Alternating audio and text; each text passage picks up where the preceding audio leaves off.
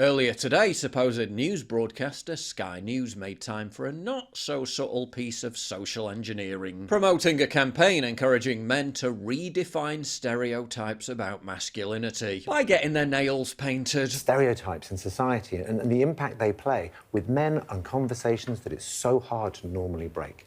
By the end of that week, I realised that we were onto something and that we had a chance to break stereotypes. And when they say men, they're talking about white native men. Mohammed and Kofi aren't getting their nails done because they feel a little bit sad. And also talk about how all these the man box that we're put in often as men, how damaging it can be. There's rigid ideas of identity and masculinity that suggest strength, but as we can see, very often lead to weakness. The narrative is that male depression is increasing because men are increasingly struggling to conform to male stereotypes. That's largely true, but they won't tell you why. The real reason was actually identified back in 2011 by the British Journal of Psychiatry, namely economic and social changes in Western society driven by the disappearance of manufacturing jobs, the shift away from traditional male and female roles, and men's failure to fulfill the role of breadwinner. Factors which they predicted would, and they were right, erode traditional sources of male self-esteem. The societal subversion of masculinity, its shaming as toxic, was what exacerbated the male depression crisis. The solution is strength, not weakness, for men to be men again, to reclaim traditional masculinity. Yet they tell you the solution is for men to ditch traditional masculinity and behave like women, or more accurately, like homosexual men. An assumption was made about my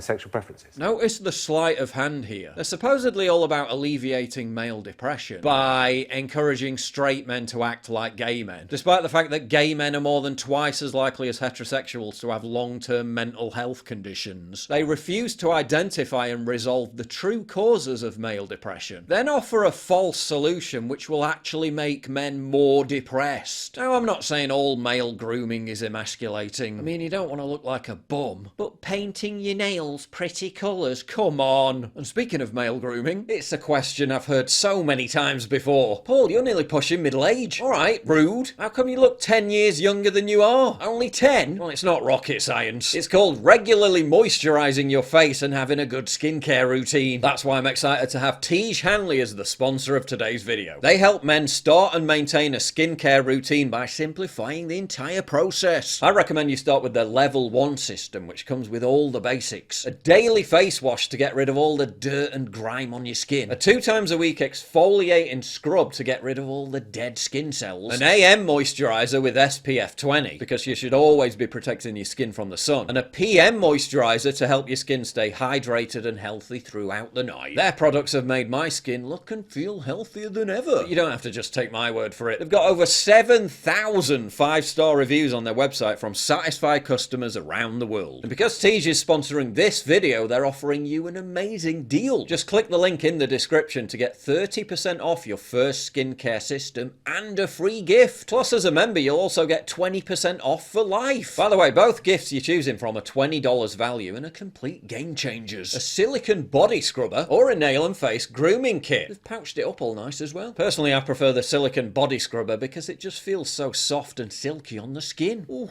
not gonna lie, that does feel nice. So don't wait any longer. Click the link in the description box down below to start your skincare journey today. This guy said it better than I could. Masculinity isn't toxic. It built civilization, fought wars, protected families, and advanced society. Now the focus is on men getting manicures. This isn't about breaking stereotypes, it's about undermining masculinity. Men need purpose, strength and leadership, not nail polish. Prioritising that over making men soft and fragile might halt society's decline. This whole men's mental health crusade we've been subjected to for the last decade is just one giant exercise in ignoring the elephant in the room.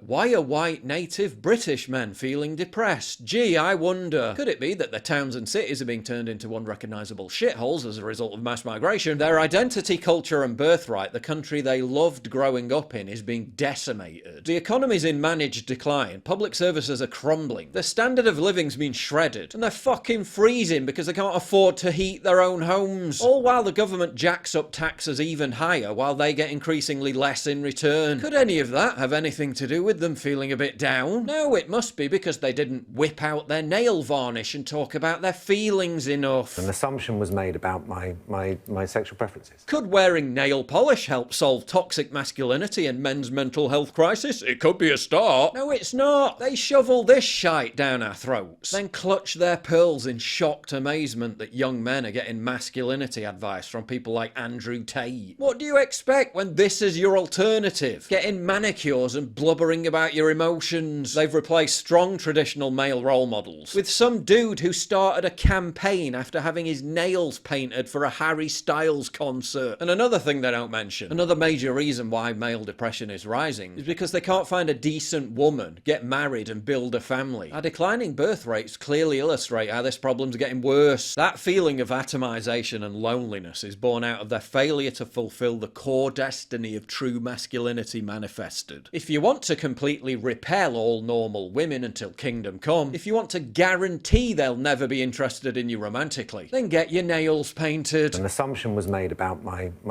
sexual preferences. There's nothing that turns off a woman quicker than a weak, feminized crybaby man. But yeah, try explaining to her why it's so important to break stereotypes about masculinity by behaving more like a woman, and she'll run a fucking mile.